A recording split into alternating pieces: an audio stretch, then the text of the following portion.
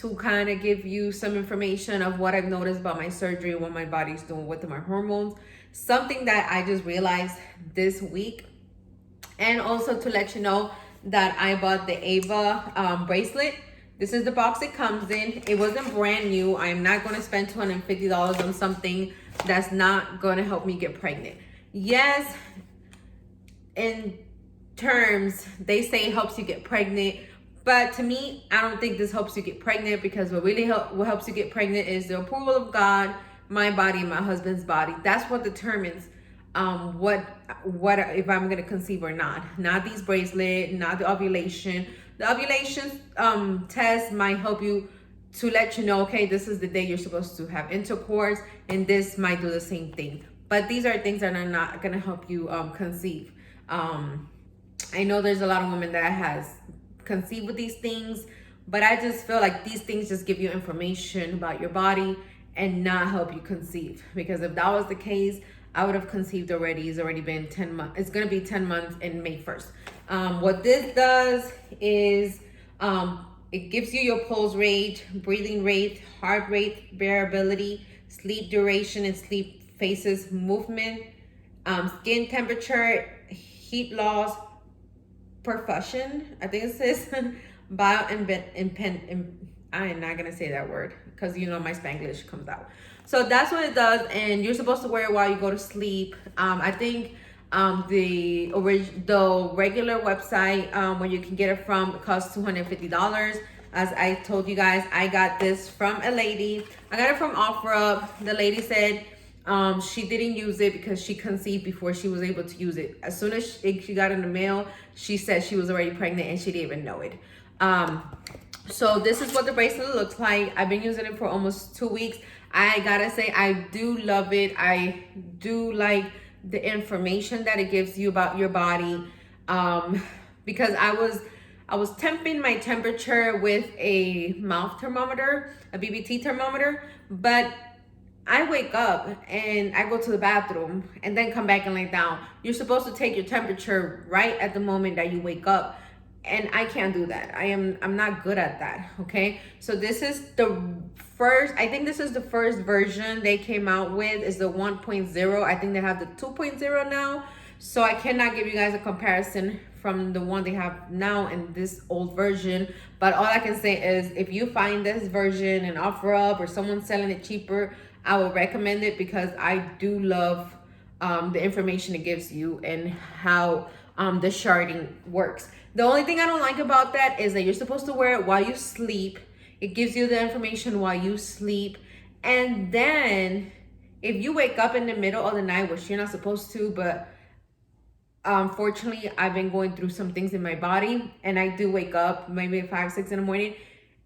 And I noticed I didn't wake up, and from the whole night, I didn't wake up, and it only reads like 4 to 5 hours. So if you sleep for like 6, 8, 9 hours, I don't know if it tracks your information, because it has not tracked my information.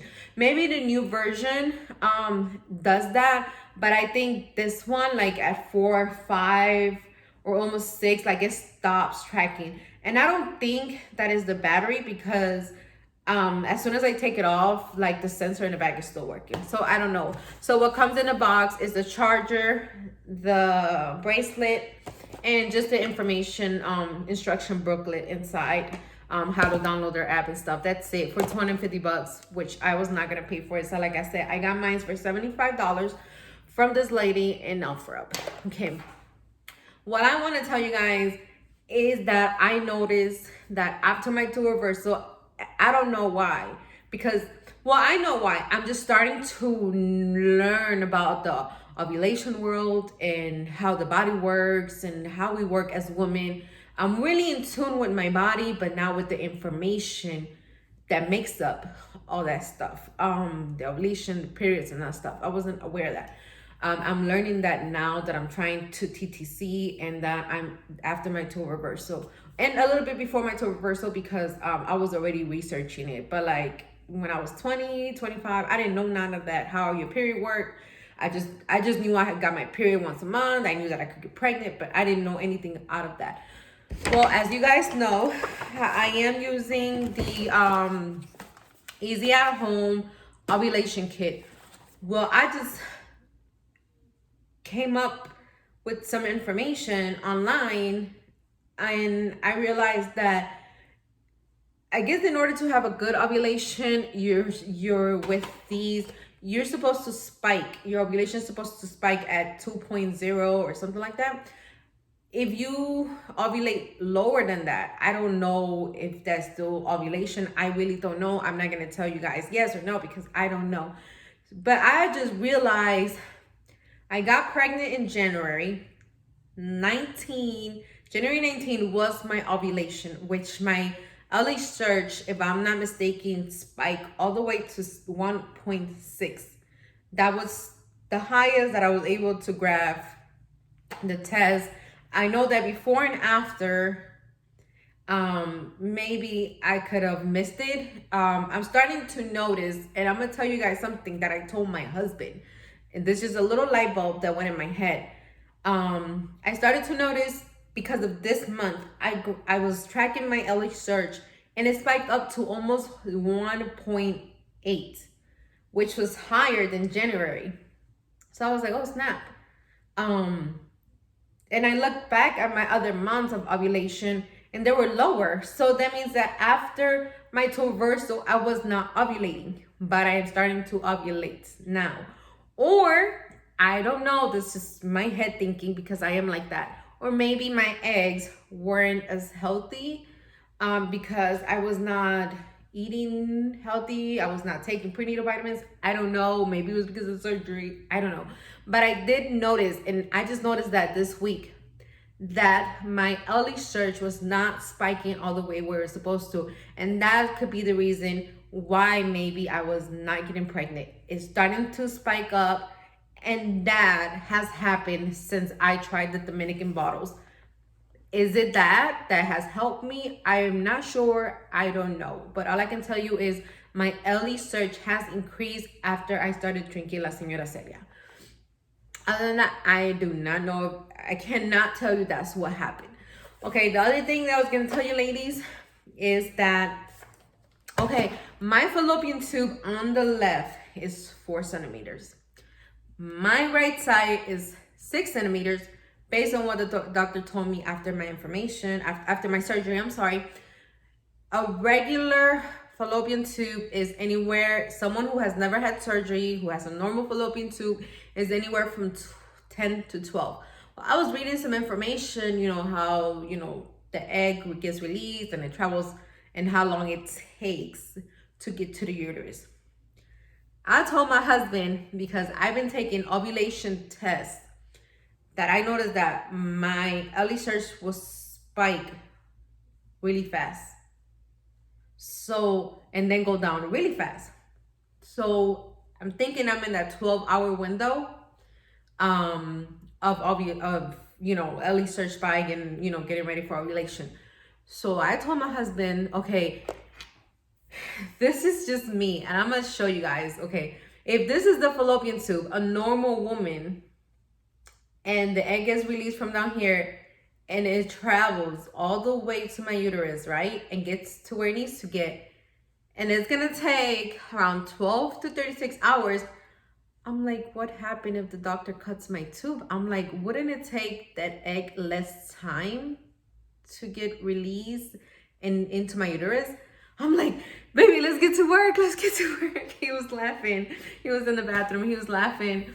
And I'm like, he's like, I never thought about it, but it makes sense. So I don't know, like next time when this is all over, I'm going to ask my doctor. Like, I mean, my dad's a doctor, but my dad and I don't have that communication, about talking that kind of stuff. But I want to know is like, okay, would it take the same amount of time to get released and into my uterus if the tube is shorter, I'm like, it would make sense that the egg would get released and take less time because it has less tube to travel through. So I don't know, I may be crazy. That's just how my mind works. I always want to know the why and how and when. That's just how I am. I've always been like that since I was little. Like, you can tell me something, but I want more information about it. So I'm gonna try to see. I've looked for information. I cannot find anything that tells me that if your fallopian tube gets shortened, if it goes in quicker. So technically that means that we women who had if it's true that that's the case, that the egg would get released and travel faster than a normal woman, that means that we have less luteal phase, or not luteal phase, because your luteal phase should be the same. It should be 14 days, 10 days, I think the least. I'm not sure. I can't remember the information I got. But I'm just curious to know. And I'm gonna find out information. That means that we have to be on top of our intercourse when we gotta do it. It's right away as you get your early search, you gotta, be on top of it. Because we're gonna maybe it's just an example. If ovulation happens 12 to 36, I don't know, why wouldn't it happen in a shorter time for us? Because we have less of a tube for the egg to travel to, I don't know. I'm just curious to know, ladies. And I'm going to find out information. I swear I'm going to find out information because I need to know. I need to know if getting a tubal reversal changes, not recycled, but changes the amount of time that the egg travels because our tube is shorter. If you find out the information, please put it down in my comments because I want to know. I'm curious to know. It's bothering my head and I want to find out. So maybe I'll reach out to my tubal reversal doctor and ask him, hey, I just thought about this. Like, would it make any sense? Or is this just me going crazy? I don't know. Well, ladies, I'm going to let you guys go. I am going to talk about all my symptoms, how I feel now that I'm 10 months into the surgery. Like I said, I noticed little few things. I wasn't ovulating. I am ovulating now. My body's going through a lot of changes, and I just feel like that's because I have a mass and thyroid. It's just way harder for me, for my hormones to go back to normal. It's taking longer. So if a woman takes 6 months, maybe it will take me a year and a half to fully recover. And that's all I got to tell you guys. Please stay safe out there. You know what they're saying about the virus. Please go out with your gloves and your mask and make sure, I always go out and take my clothes off as soon as I get home. But I've just been home. I've just been bored. There's nothing really much to do but clean, cook. That's it, girls. If you have any questions, let me know. Like I said, if you know the information about what I was thinking about the fallopian tube, please comment it down below. Maybe it's just my crazy thinking. But I love you guys, and you guys have a great day.